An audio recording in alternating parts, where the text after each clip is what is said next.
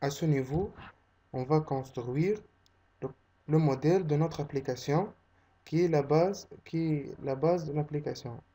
Donc, on va faire une couche qui va, qui a pour comme fonction de communiquer avec notre base de données.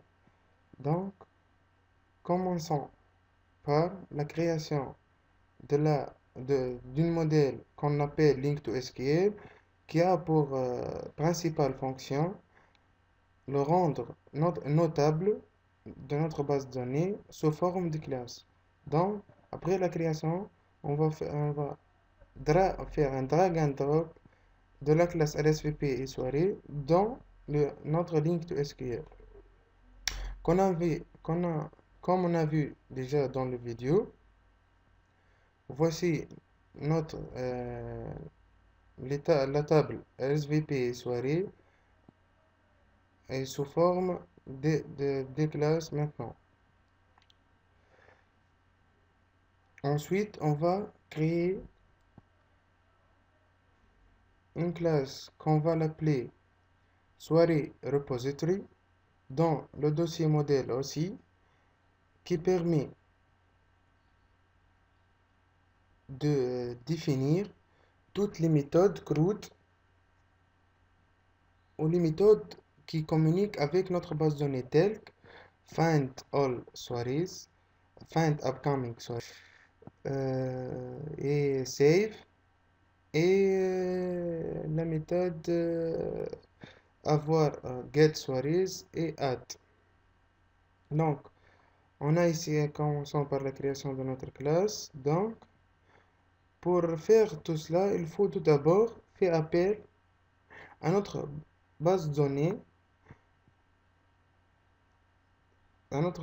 Donc, la classe Link to SQL fait une variable ou une classe virtuelle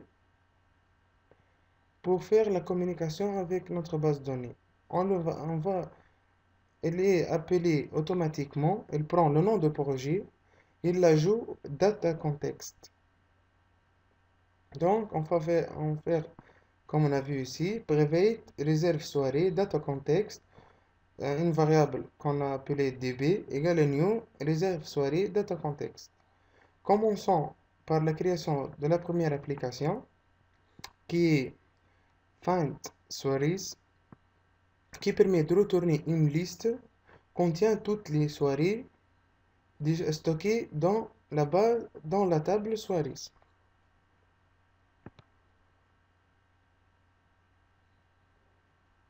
Si je reviens un peu sur la classe Link to SQL, c'est une classe qui permet de fournir une simple méthode, et fournit une méthode simple pour représenter les tables de la base de données sous forme de la classe .NET que nous pouvons utiliser pour coder.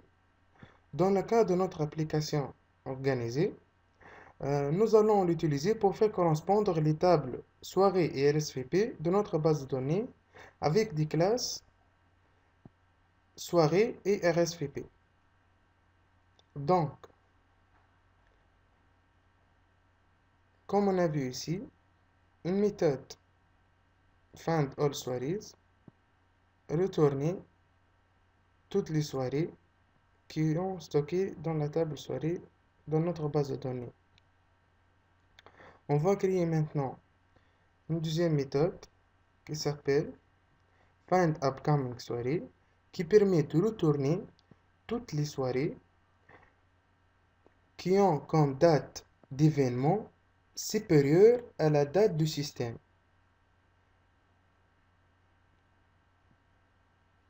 Donc, on va faire une requête comme dans SQL,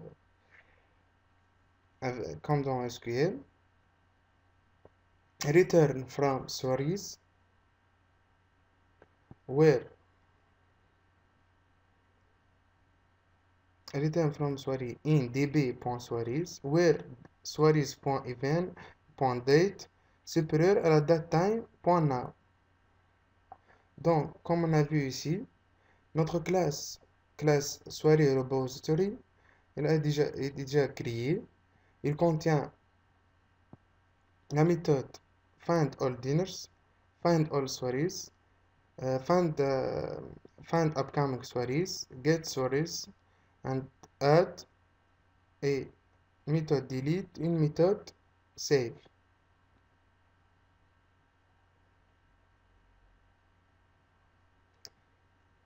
Ensuite, on va passer à la création d'une deuxième classe en plus dans le dossier models qu'on va l'appeler soirees,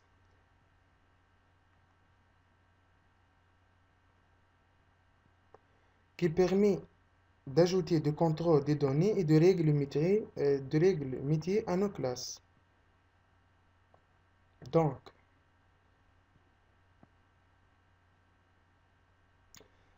la classe soirée est précédée du mot clé partiel. Ce signifie que le code qu'elle contient sera combiné avec celui de la classe générée, maintenu par le constructeur link2SQL, qu'on a déjà expliqué, avant d'être compilé en une seule classe. On va créer une méthode qui va s'appeler getRuleValidation, qui permet la vérification de nos règles de validation de métier.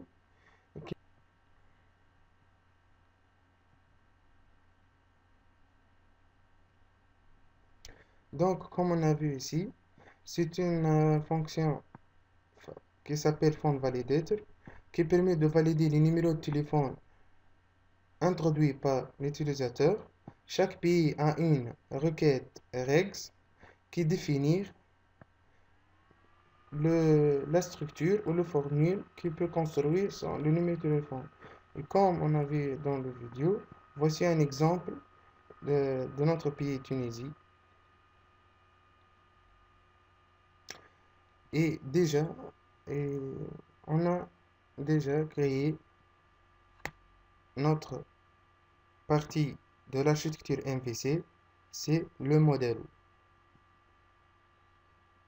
Merci pour votre attention. Ensuite, on va passer à une autre étape, c'est le contrôleur et les vues.